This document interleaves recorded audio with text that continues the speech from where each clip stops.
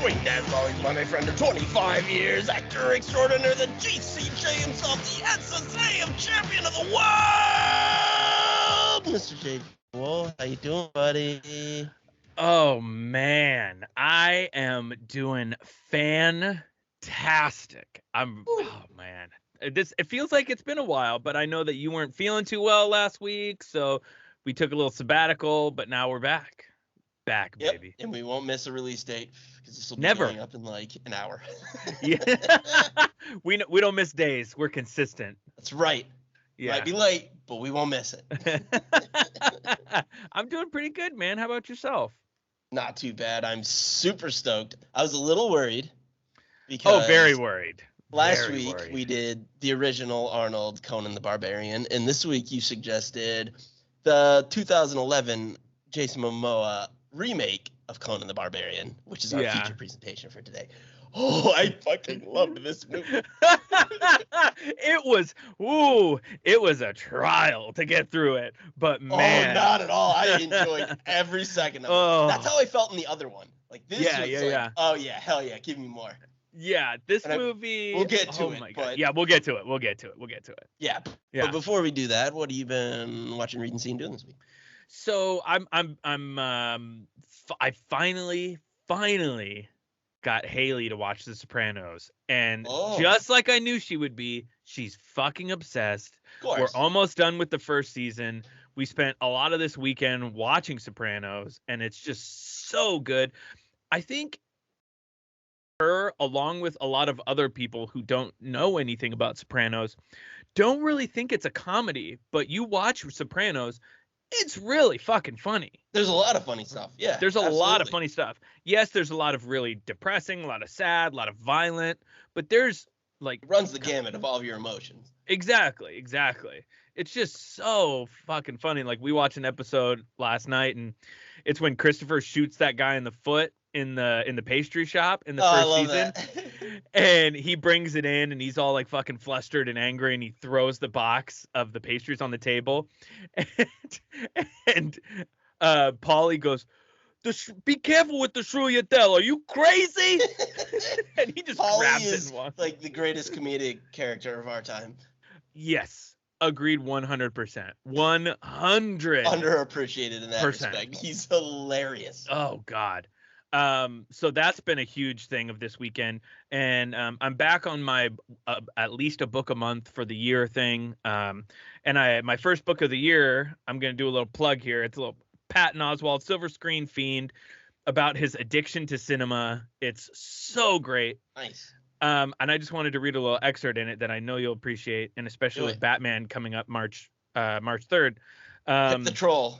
His own words right here. So in the book, to give a little context here, he would frequent one of my favorite movie theaters in LA, the New Beverly. And before it was bought by Quentin Tarantino, it was owned by a man named Sherman.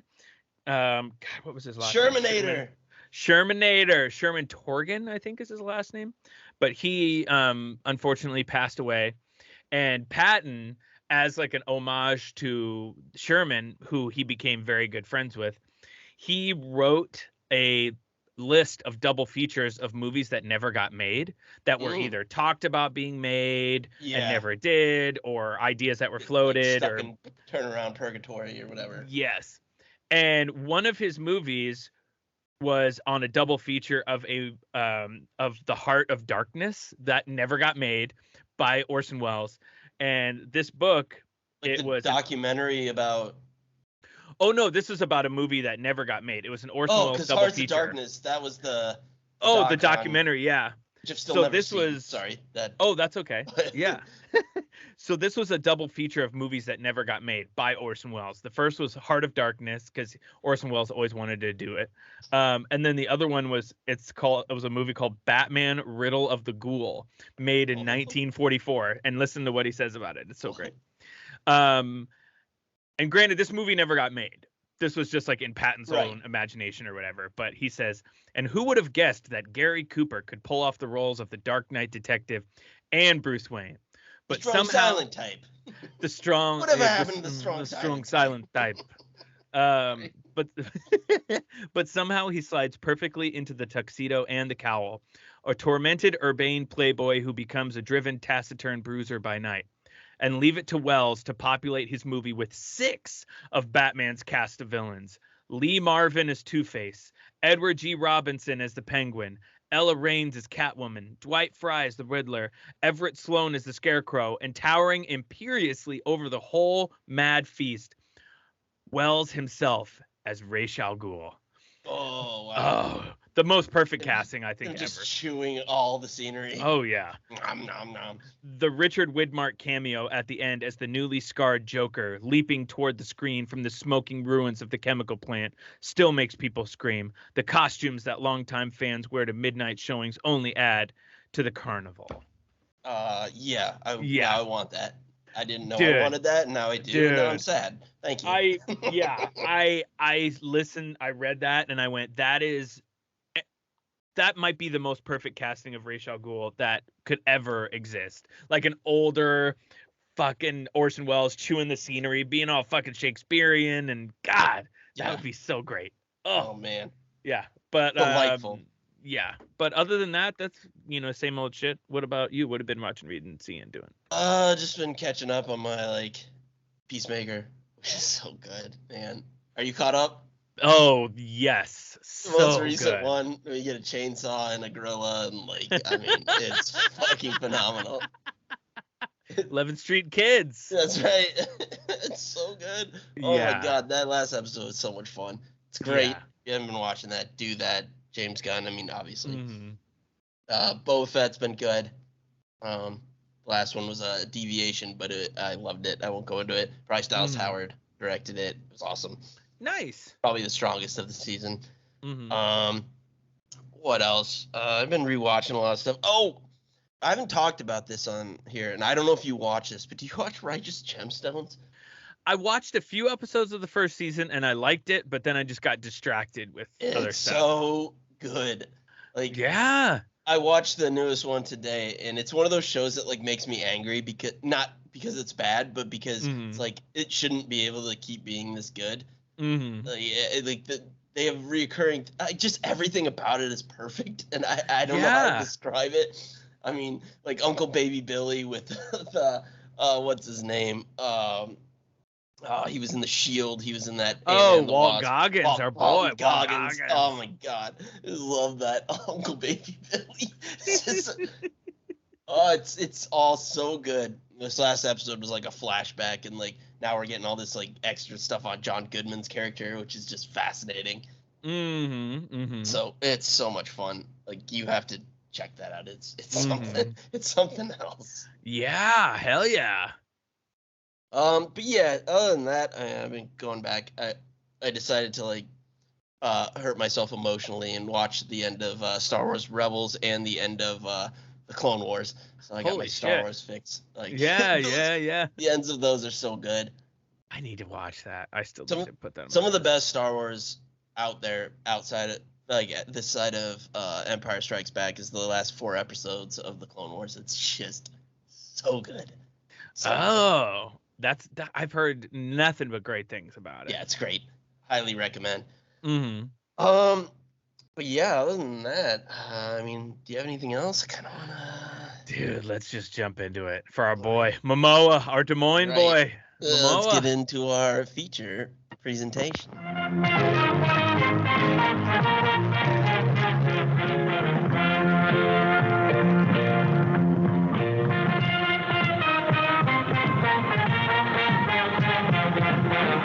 And now, our feature presentation.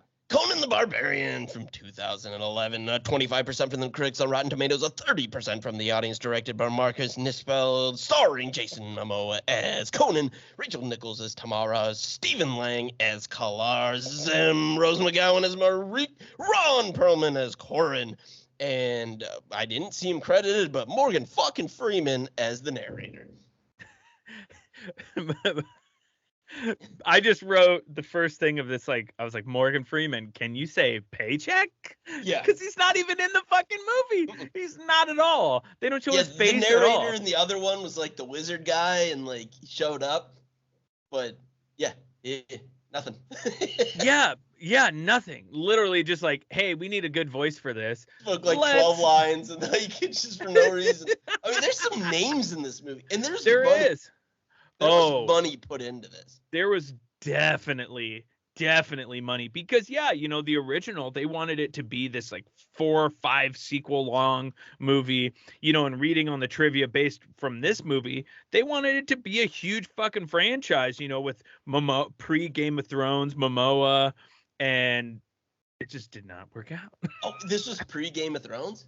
This was right before Game of Thrones people in this movie. Yeah, right before Game of Thrones. I loved this movie.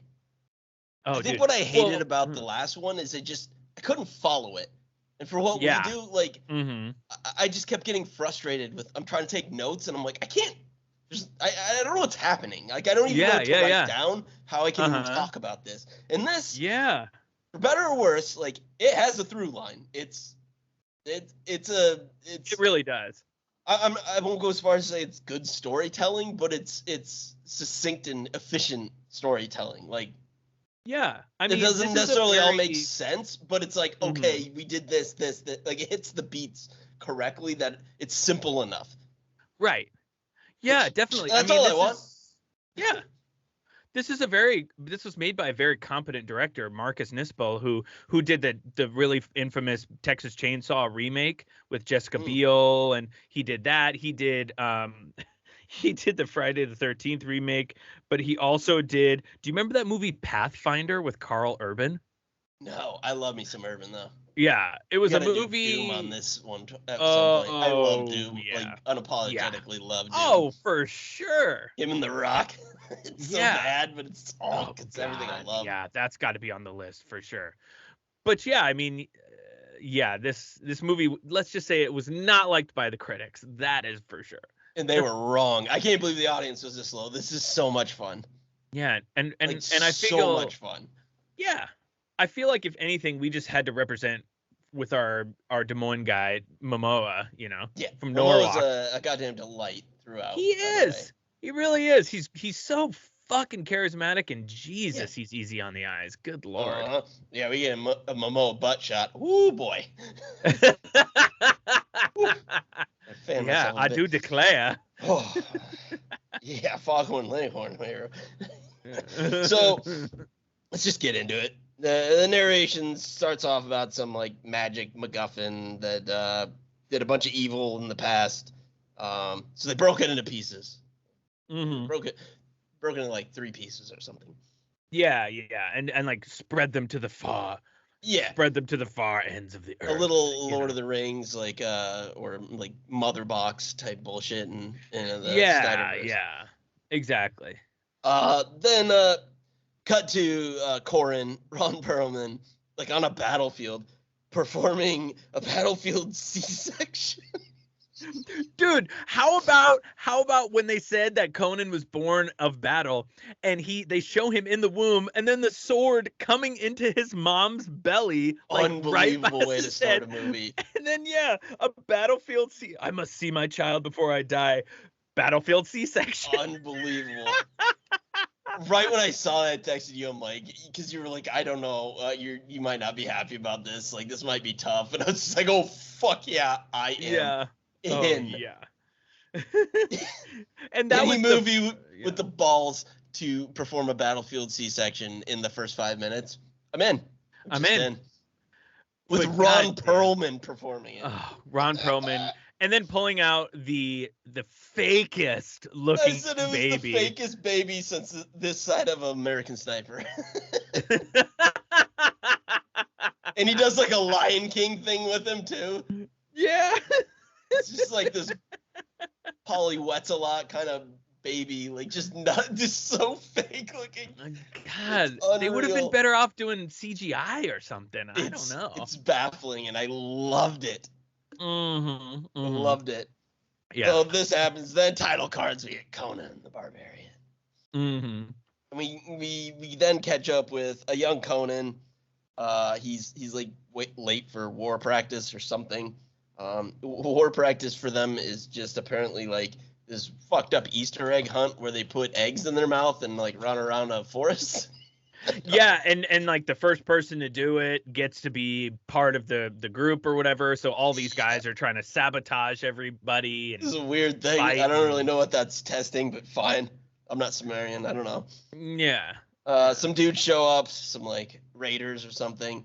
I did like how they're people, but like when they yell, it's like they're like creature. Or like, yeah. It was almost like taking back to Game of Thrones, like those weird kind of creaturey, like the bald guys who like team the up White with Walkers. the Lannisters.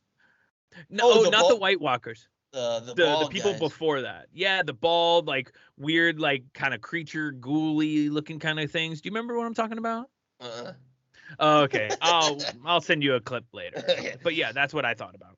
Yeah, and they show up, but everyone like sees them and they run away except for emo Conan. He is so emo.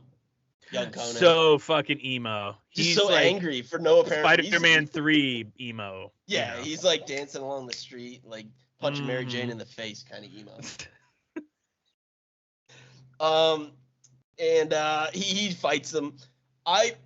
They stopped doing this throughout the rest of the movie, but his fight scene with this, like every time he like punches a guy or like hurts them, like squibs go off. Like yeah, it's shot. very like blood. Wild. Yeah. But like it's like someone saw a Verhoeven movie and they're like, I can do one better. It was like Verhoeven without the point. Well, I mean, this guy, Marcus Nispel was famous for directing one of the goriest horror movies ever made, Texas Chainsaw Massacre. So it was just, maybe that's his thing. It was so weird because he'd like slam a guy's head on a log and then it would just like explode with blood. Like the squib went off. Like it was just, it didn't make any sense. And I loved it. And he's so fucking all these dudes up. He fucks everybody up. Yep. He fights them. He beats them all up. And then he just like brings all their heads like some sort of beer wench at Oktoberfest. Like I don't know if you've been to Oktoberfest. They have like way too many hands, and it's just that's him with heads, and he just like brings them to his dad. And I guess he's pleased. I don't know. And of course, the fucking egg spit. When he spits the egg out, he fucked all those dudes up and cut their heads off without breaking breaking the egg in his mouth. That's so good. So his dad, Corin, he decides like, you gotta forge a sword. So they have a forging scene. He sucks at it because it breaks immediately. Then I guess he forges another one, and the second time, his dad like makes him a reluctant member of the Polar Bear Club and just like drops him into some ice. Yeah, he like Batman, like Christopher Nolan's him. Remember when like Liam Neeson does that to Bale? He's like, gotta be sure of your footing. Yeah. Well, original. Yeah. Yeah. So okay, because again he's way too emo. So the writers then show up. There's like 1 billion of them, by the way. So many people. Many. Like, to attack this tiny little, like, hamlet. There's just 1 billion fucking guys on horseback, right? Yeah. It's crazy. They attack the village. Conan and Cora, and they, like, rip through a bunch of dudes. They're fighting. They're doing a good job. Then Corin gets got by an arrow. And they take him captive. But they didn't catch Conan. He's all like skulking about. Yeah, Stephen Lang, who plays like our main bad guy. So good. He's such a great bad guy. He is fucking he's like great. The badass Marine from like Avatar and like a million other things.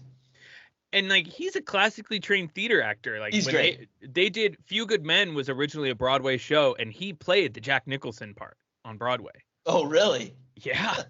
Yeah. He's so good. I love him. Oh, he's great. He's just a great like grizzled like bastard. God, he'd be a great guest. I bet he's got stories. God. Yeah. I bet he's like really cool too. It just strikes me as like a lot of times when you see a guy play like the asshole bad guy, they're just like the nicest, most gregarious person ever. For sure. It's always like the that way. Danny Trejo. He just looks like you'd be frightened of him, but he's apparently like the nicest soul on the planet. Yeah, he'd be a great guest too, Danny Trejo. Yeah, look us up, Danny. Come Yeah. on. So they're like, Neil, bro. He's like, nah, I'm not gonna do it. They wanted me to give him the magic MacGuffin thing that like I thought was gonna be more of a plot point. But, like, it really wasn't. Which Not I really. Because they're like it was split between like 3 different things, but then they find the one, and then it's just like we got it all now. Yeah, but I was fine also with that, by the way. I didn't want him to go on this journey. I didn't need that. That's where the other Conan fell off for me, because it's just like, oh, now like we put this plot thread, now we have to spend 45 minutes on something you don't give a fuck about. They're just like, nah, we got it. they could have hidden it a little bit better. It's just like, hey, it's here in the fucking floor. Yeah, and I love that. Like they like go to kill Corin, and Conan shows up and cuts a dude's nose off, which is great. Holy shit! Yeah, it's like dirty work, like Chris Farley. So good. And then he's like quickly captured. And Marique comes in, and she's like this witch daughter of the Kolar, and she's like sniffs out the shard, the MacGuffin thing. She looked like if David Bowie was Freddy Krueger. Yeah, with like the finger, like the long, like. But she was things also on like all like smooth and like dyes and like. Yeah. It's fucking ridiculous. They find the shard, whatever.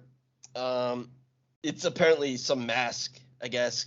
That's what it comes together as. That gives ultimate power and all that. Yeah, like because the main guy's he's trying to like bring his wife back to life. I guess this thing does. Yeah. That. Whatever. They light everything on fire and like fuck off, and they have Corin tied up to this like contraption where there's like a bunch of molten hot like iron or something, steel or something in there. Yeah, I don't know. And to save his son, he goes like full T-1000 and just on himself and just smelts his face right off. Another Game of Thrones thing too. A crown for king. Exactly. Just drops his molten lava on his face. I mean, he takes this like some liquid metal bukkake straight to the face. Like, did you have to look right at it? Yeah, seriously. Just like, yeah. I mean, Peter North would have been proud, but Jesus Christ. So Conan, he's all broken up about this. He grabs a sword and he yells for a bit, and then more narration from Mr. Freeman. Yeah. Like, who is he yelling to? What was he doing? I don't know. He's yelling to the sky, yelling to the gods. You know, very emo move there. Oh yeah, very angry. He's so we get some narration from Morgan. Yeah, Conan. He's been like hunting this guy, the Kalar who killed his papa. And now he's old. Now he's Jason Mamoa.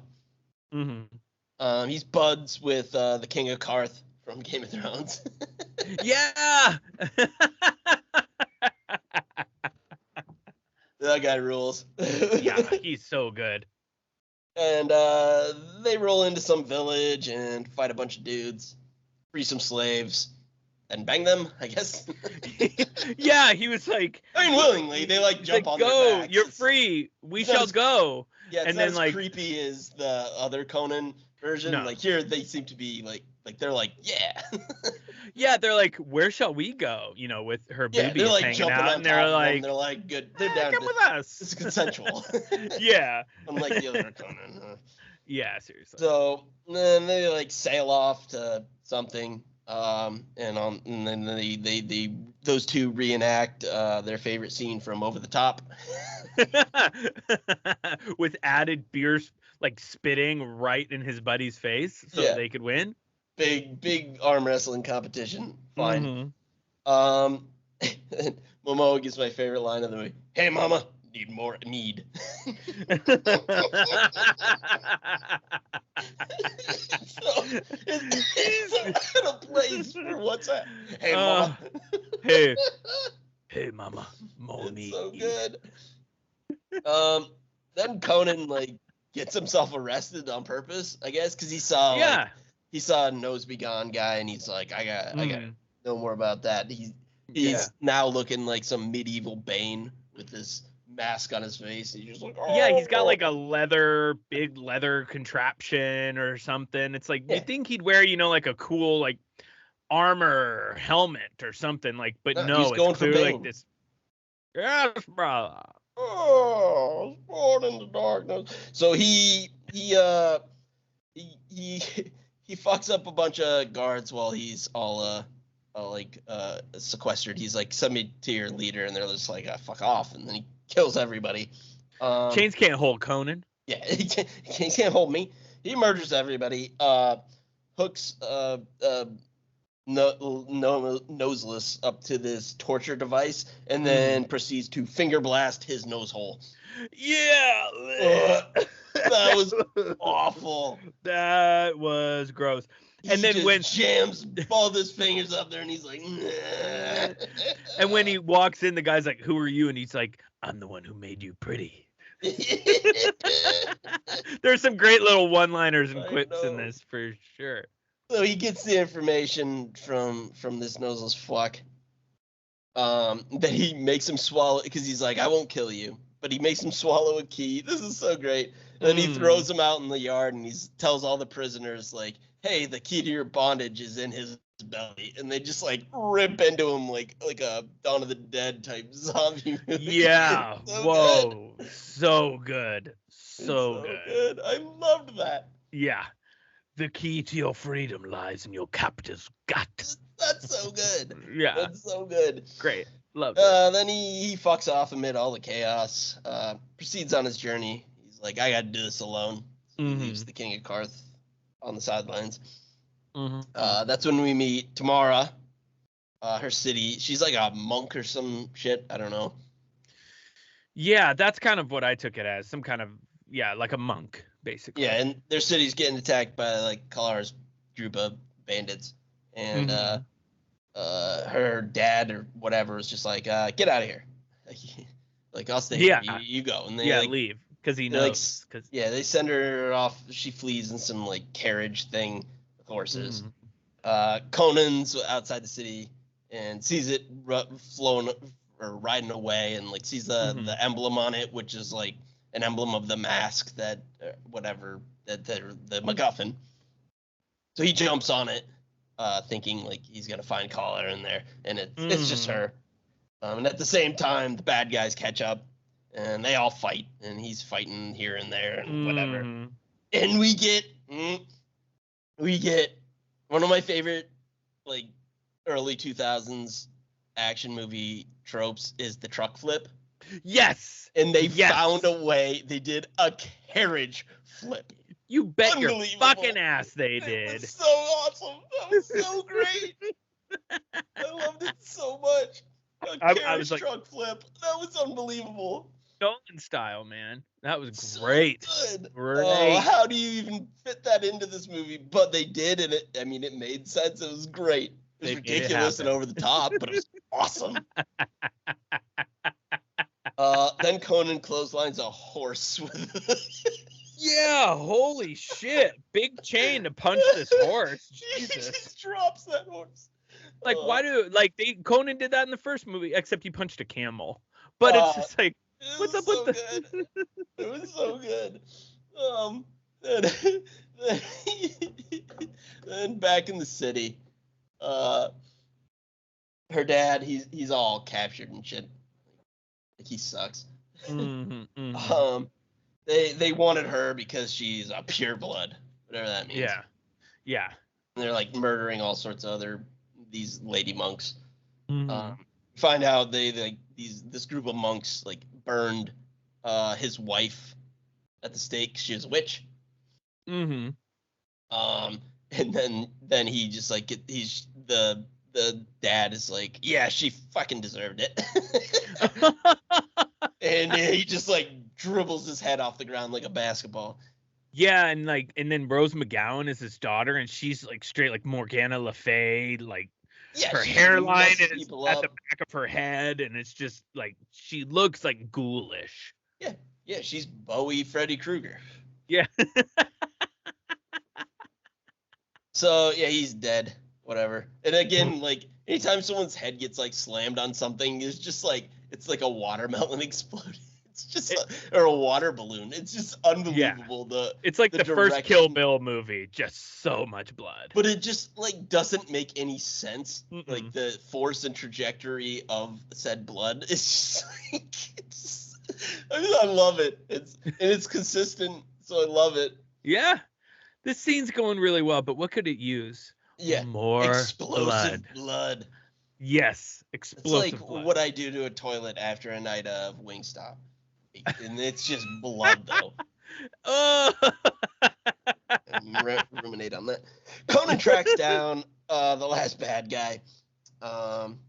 He like knocks him off his horse with some like metal spiky thing. I don't even know what that was.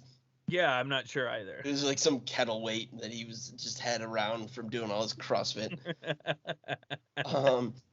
And him and Tamara they chat for a bit after this. When the guy comes to, he agrees to like take him to like where Collar's gonna be. He's not gonna come to you. I'll show you. Holy shit! He agrees to take him to the bad guys. And I love their little land boat. That doesn't make any sense. Just this galleon that just like on the road. I don't know why. Very bizarre. Then Conan decides to the guy's like, I'll give him a message. I'll like send me over there. I'll tell him what you want. He's like, yeah, you will. He rigs up, he like pushes over some catapult he finds, stuffs the message in his mouth and launches it into the ship. Great shot though, because he lands right in front of the bad guy and his creepy daughter. It's so good. Oh god, I love that so much. And did you notice how in the scene before this, the daughter and the father had this weird kind of like incesty moment, and she was all about it, and he was just like, no, you're not your mother. He's like, you look a lot like your mother, but you're not. Like he like wipes your mouth, like all creepy, like, and then just like, bah. Yeah. And Heisman's her to the ground. I was like, ugh. Ugh. She was all about that. Not cool. Yeah, not cool. So after this, like he gets the message. Obviously, Conan confronts Collar. Then before he can fight him, the witch does her thing, and Conan fights a bunch of Flint Marcos. Yeah, a bunch of sand creatures. Yeah, a bunch of sandmen. I don't want your gold. I want your head. Yeah. He, of course, defeats them. Mm-hmm. Then he fights Collar. Mm-hmm. And I loved his little, like, butterfly knife sword. Yeah, that was kind of cool, like Darth Maul-y butterfly it was sword. Like two-pronged, and then it, like, kept, like, flying out and all hinged and shit. It was great. Pretty cool. He gets his ass beat pretty thoroughly. Conan does. Yeah. But before he can get ended, Tamara throws like a torch into some flammable stuff and blows it up, and they escape by jumping into the ocean off the battlements. And his buddy, the King of Cards, just like there with the ship. It's like, hey, brother. Just waiting. Hey, brother. I don't know why he's Bane. Everybody's Bane in this, except Conan, Bane. of course. This is the only voice I like to do. And they're on the ship, whatever. That night, they're taking a snooze. They get attacked. Big fight. I did like that. I mean, this is a difference from the first one. Like, Tamara is the damsel in distress, but she like has agency and like people up too. Like, I love her. Yeah. She has a great kill with the guy in like the steering wheel of the boat, and she like jams his head in and like flips the wheel. Oh shit. Yeah. That's one of the best kills in the entire movie. And and Conan is like, you dress like a floozy. Sumerian women wear armor. You said he dressed like a harlot. A harlot. That's what it was. A harlot. I love the word harlot.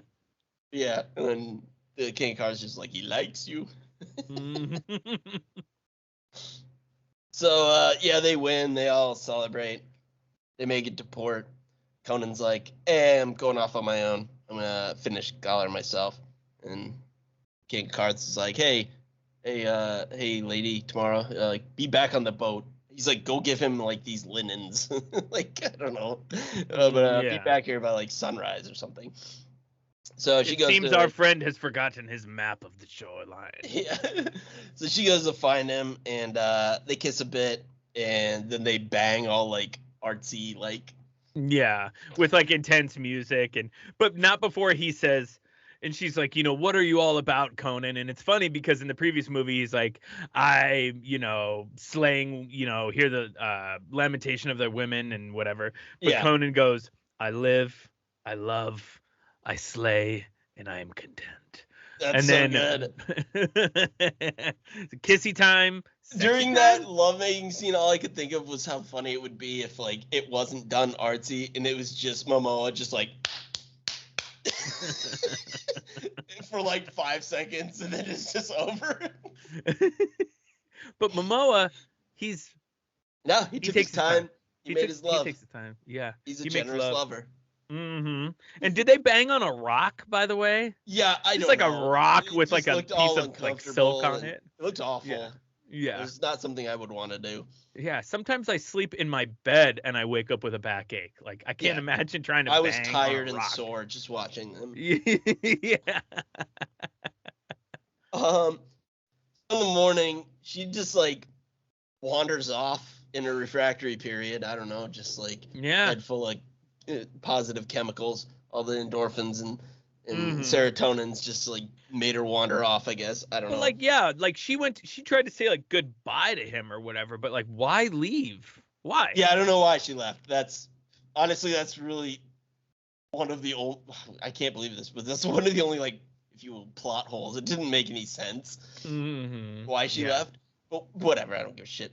Sure. She's like immediately set upon by the bad guys. They capture her. Immediately. And that's when we get Momoa butt. Momoa butt. Nice cheeks. Damn, he doesn't skip leg day. So they take her captive and take her to Collar. Conan goes to rescue her. Meets up with one of the prisoners, slave people he like freed before. Mm-hmm.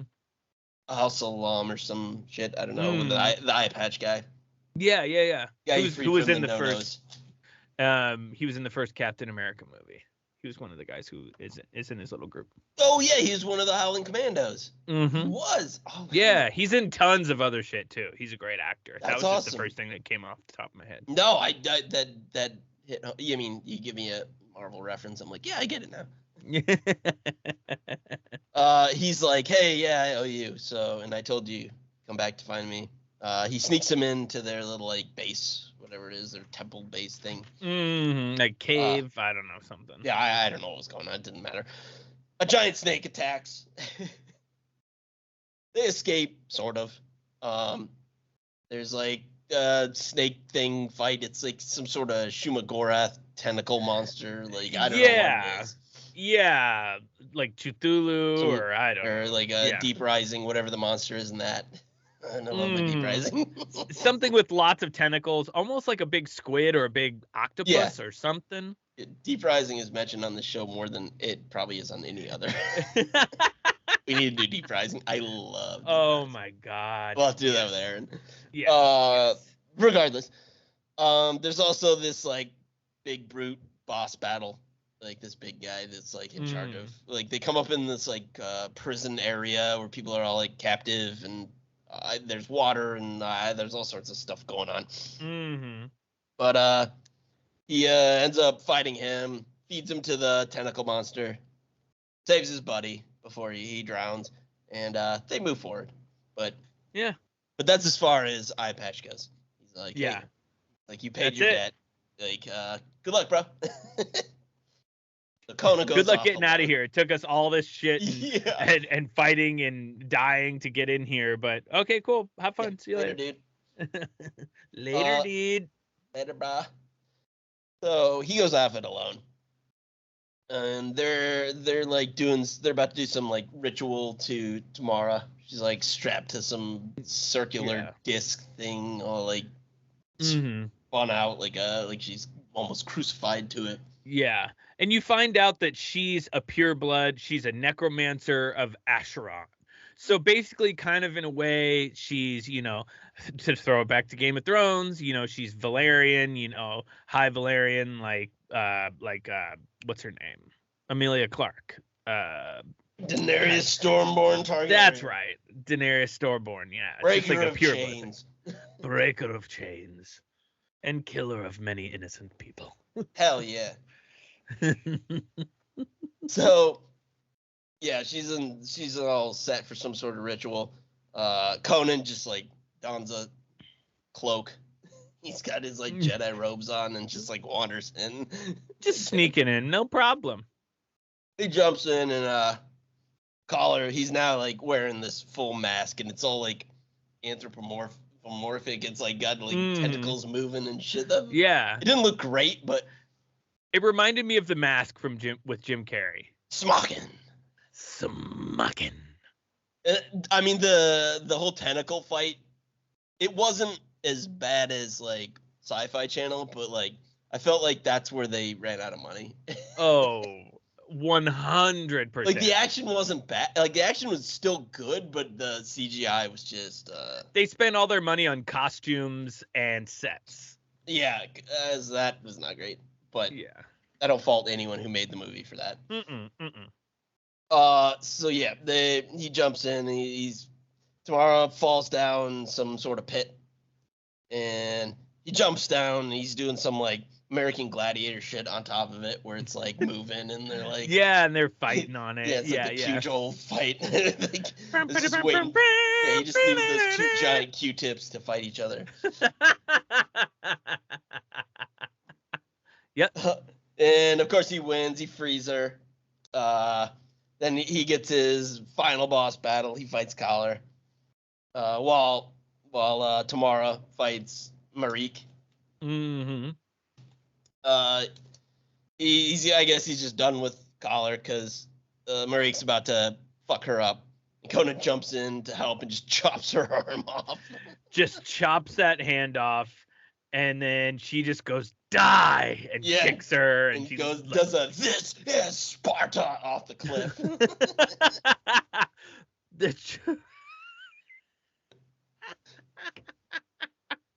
Yeah. Yeah, and she just gets spiked like bad. Oh, she's so dead. Yeah, I love that they show her like dead later on when he sees her, and she's still just like gushing blood out of all of her orifices. It's fucking brutal and unnecessary, but it's so good. Like her arm is still just like a leaky faucet. It's just like they just went all in, yeah. So then Conan, he goes back to fighting Collar. Beats his ass. He's handy with that sword. Yeah. Knocks over a bunch of shit, like rocks are falling, this and that. They try to escape, and they're on some like wooden shit bridge. Tamara falls through, but she still got her like bondage chains on her. She falls through. He grabs one hand, he's holding her up. Good catch. Yeah. Conan's holding her, and like the witch is like starting to possess her or something. I didn't understand, but it doesn't matter. Yeah, because they got the pure blood in the mask. They did the thing. Yeah, I mean it lines up with the rules they set in place, so fine. And I do like how she's like, drop me, like I can't stop this, like just fucking kill me. It's like no. Yeah, and he's like, God or not, you will fall. He says to Collar, and it was just like, what do I do here? What do I do? Do I drop her and kill him? Do I let him go? It's just, it's the little moral dilemma. Yeah, he was given the option of win, lose, win, and he chose win, win, win. Win, win, win, bitch. Game theory, bitch. So he drops Collar through the bridge, saves Tamara. They like ride off. He like kicks her away, which is great. He's just like fuck off, and then goes to like some gravesite or something. Does some Conan shit. Credits. Literally, like, bye, see you later. We went through all this shit together, but nope. He's just like, I got some shit to do. I'll be back when I'm back. Yeah, and then just credits. Unbelievable. So fucking good. Oh my god. Oh my god. I loved this movie so much. This is so much more fun than the last. Like the last one, just I hated every second of it because I didn't know how to properly like go through a story because the story didn't make any sense. It was just like trying to tackle like these themes and then like fizzling out, and then it like linger on things that didn't matter. And I'm like, I don't even know what to write down. Like, I don't know what to even talk about. Like, this fucking sucks. And it's no fault to Arnold or anyone involved, acting wise. It just fucking sucks. But this, it like went into it knowing fully well what it was doing and what it was getting into, and it's kind of schlockiness and whatnot. Yeah, and it was fun. Like, I mean, that's what you want. Like, that's why we do this, because there are great action movies. There's your Aliens. There's your Terminator. Predator. All those things. Like, there are your heady, more like high-minded concept type movies, but for the most part, it's a sudden death or it's a blood sport, and like I just want to have fucking fun while this muscle-bound beast kicks ass, and that's exactly what this was. Yeah, this doesn't need to be fucking Shakespeare. This doesn't need to win any Academy Awards. It's just like it's fun. It's entertainment. I want to be. I can't believe the critics score. Even the critics score. Like, this was a competently made movie. Like, this wasn't a poorly made movie. Like, the story made sense. You could follow it very easily. Like, shots were good. Like, everything, you could understand the action. It was a tad long. It was probably a little longer than it needed to be. But, like, it wasn't a badly made film. Like, it was a well-made film. Like, it's not, obviously, it's no Citizen Kane or anything. But, like, for what it was, like, this is a decent movie. It got the job done. Yeah, they weren't trying to do anything crazy. Like, they did some weird things, but I also love that. Yeah. Like, they knew exactly what they wanted. Like, because the squib thing at the beginning never really came back, but I'm fascinated by that, and I love it. Yeah. I fucking love this movie. I got a little bit of trivia if you want to hear it. Oh, hit us with some trivia. Let's see here. So, Jason Mamoa is, by his own admission, afraid of horses. So all his horse riding scenes had to either be faked or filmed with doubles. Well, then how is he Khal Drogo, the Lord of Horses? Yeah, maybe they were like, dude, fucking here's some more money, get over it. Or it's just like, you can't ride a horse, you're not getting this fucking of all the animals, I mean, maybe he's just too top heavy for a horse. I don't know, he's beefy, so the Dolly Parton syndrome. Although we saw the lower half. He's thick down there too. I should be able to grip a horse. Yeah. Jason Mamoa and Rachel Nichols would later be offered the roles of Drax the Destroyer and Gamora in Guardians of the Galaxy. Both turned the roles down, and Dave Bautista and Zoe Saldana. Dude, why? Yeah. What? I mean, that movie gave us Bautista, and Bautista is so good in it. Yeah. But like, Momoa would have been great in that too. Was that around his Aquaman time? You think? You think it was an Aquaman talks? Came later, right? But do you think there was Aquaman talks? Guardians was like phase 3, like maybe, but wow. Yeah, Guardians was 2014. I mean, James Gunn wasn't what James Gunn is now. Like, he was a great filmmaker and he made some really cool and fun shit, but he wasn't like blockbuster man at the moment. Yeah, but wow. Like he is now. Yeah, I mean, still, I can't imagine ever turning down. Like, that's past the point of like, oh, Marvel movies, like, yep, you know, like, it's all comic book. What are we doing? Like, we're into the era of was like, oh, okay, yeah, like that's how I get my bag for like the next 10 years. Yeah, and then I could go off and do whatever other movies I want. Yeah, I can see him having other options, but I don't know what she's been in. Like, what the fuck were you doing? Yeah, not smart, Rachel. Weird. Yeah.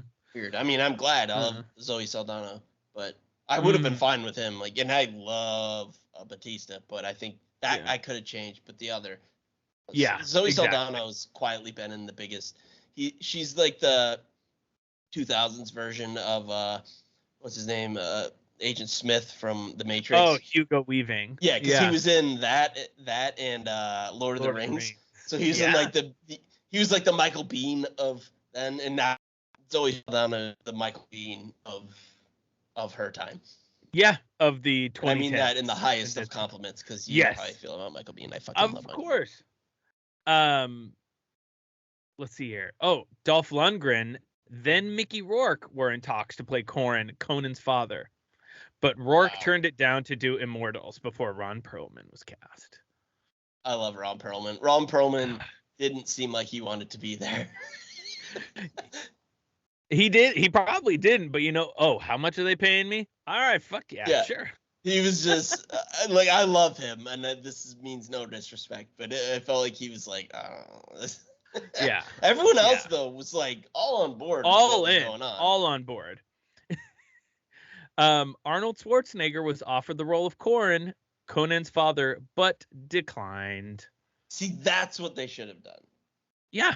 That's 1,000% what they should have done. Like, that's like we talk about the new Blade, and I want Wesley Snipes to come back as Whistler. Like, that's the integration. Yeah. That's so perfect. And yeah, like if you're not going to use them, but it's like a nod to the past, and like I like that they offered it. Like, that's on him for not doing it. Yeah. But I love the thought process. Like, it's it's that's the kind of like nostalgia and cameo shit that I like. Like, I worry that why not do a little fan service like that? I just worry that like the No Way Home, the lesson that Hollywood's going to learn from that is not the right lesson, and it's just like, just put a bunch of nostalgia and people from the past, and it's like that's part of why that worked, but it's not why that worked. Not exactly. Like, yeah, for sure. It was built up and it was earned and this and that. And I know Sony's just gonna fuck it all up because they're a bunch of. I just hope it's not like milked. Like that's exactly what's gonna happen. Yeah. Yeah. What else you got? But so I've got one more. I couldn't find a body count anywhere, but I thought this was a perfect last little bit of trivia. A Conan sequel was abandoned when this film did poorly at the box office. In 2012, The Legend of Conan was announced, which would have starred Arnold Schwarzenegger, who played Conan in the original Conan the Barbarian in 1982, and would have returned in the role of Conan in this direct sequel to the 1982 film. However, the project ran into many issues and was canceled in 2017. Currently, Netflix is developing a Conan the Barbarian live-action TV show. Wow. Yeah. I mean, I'm not like a Conan lore guy. Like, I don't give a shit. Yeah, I mean, that's part of what bothered me in the first one. It's like they're giving all this exposition on lore, and I'm like, I don't understand what any of this means. Because I didn't read the book. Yeah. Past it so fast. Yeah. And that's why I liked it. Yeah. It's just like, this stuff happened in the past, but it actually didn't really matter. They find the one shard, and then we're moving on to Jason Mamoa. Just simple. And the fight scenes are good. Yeah, I mean, you could tell that, Mamoa, like we said before, Momoa's fucking handy with that sword. Yeah, he he did his work. He wasn't like that fought, like Loras Tyrell in Iron Fist. He actually practiced and did the work, and I liked Iron Fist, but I'm the only person on the planet who did. But yeah, he wouldn't do the work, and like he clearly like knew his way around. Like he went to the boot camp or whatever the fuck they had, and he practiced. Like he looked good with it. Yeah. Oh yeah. You can tell he put the work in. Even the shit CGI things, like if you just like take out the crap CGI and you look at what was happening, like it was like, okay, this is like choreographed well. Yeah. And, like there is some talent behind this movie. This should have been better. Like, if I mean, you put the work in, Not that it should have been better. It should have been better received. Yeah, for sure. Like it was exactly what it should have been. This is exactly what it should have been, and it should have made more money. More people should like this. I love this movie. watch this fucking movie. And who knows? Maybe someday Momoa, in 20 years, will win an Oscar to playing some old grizzled person, and then people will go back and start looking through his canon of films and be like, "Oh, Conan the Barbarian. This was before Game of Thrones. Let's watch this," and it'll become this huge cult movie. If we ever are lucky enough to interview him, I'm talking about Conan for like 90% of the interview.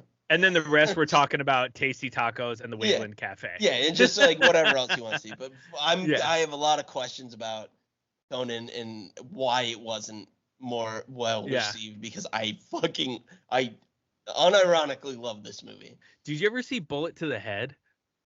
Is that a Nick Cage one? That was the one with Stallone, and Jason Momoa was the bad guy. Oh no! Okay, yeah, that. And they have an axe fight. I did not know he was. Oh. Yeah. There's an axe fight in it. And it was written, I think it was written and directed by Walter Hill, who did The Warriors. He did Red Heat, which we did. Oh, Red Heat was awesome. Yeah. Bullet to the Head is definitely one that we've got to do at some point. Yeah, it's like post Expendable Stallone, when he'd gotten all those fucking tattoos. Bullet to the Head, 2012. After watching their respective partners die, a New Orleans hitman and a Washington, D.C. detective form an alliance in order to bring down their common enemy. Oh, and it's got your boy in it, Sung Kang. Sung Kang. Yeah, I do love him. From Fast and the Furious. Yeah, love Han! Yeah. Han! And Christian Slater is in it. I saw Christian Slater in the stage version of One Flew Over the Cuckoo's Nest in England once. How was that? It was awesome. I bet it was great. Yeah. We went at like a matinee and there was like nobody there, and it's just Christian Slater like talking to the two of us. That's cool. It was fucking great. Yeah. But yeah, that's it. That's it for trivia. That's it for Conan. God damn.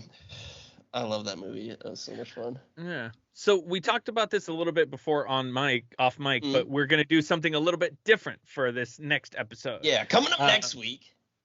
Yeah, we are going to change it up. Mm-hmm. Instead of doing a movie, because we have something in flux where we might have a household name coming on. Mm-hmm. So we're doing this next week. We're going to do our top 5 movies we're looking forward to this year. So it'll be more of a free-flowing conversation, and there's no homework. There's no book of the month or the week to have to read or watch. Mm-hmm. We're just gonna pick 5.